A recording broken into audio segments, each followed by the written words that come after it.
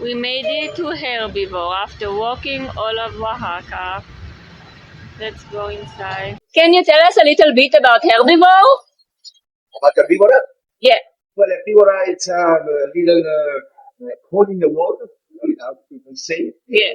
Here in Oaxaca, it's like a cuisine. We try to use different kinds of vegetables and mushrooms, not necessarily different sauces. Yeah. How long does it?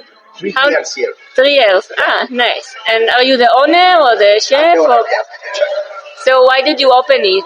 You know, it was two reasons. The first one is I'm vegan, right? Yeah. Right, culture, the vegan culture. And the other is, no vegan taquerias in Oaxaca, so I thought it was a good idea, and I think it was Cool. a good idea. Yeah, I'm excited to try. Sorry? I'm excited to try.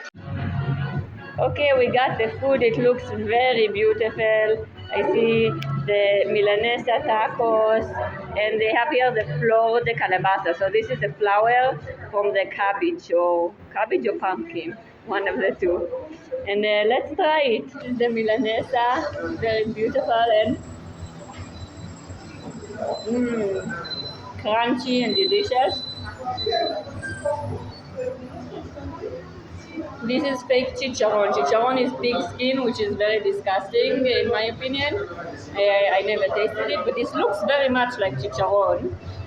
And it is with the own cheese that they make, rancho.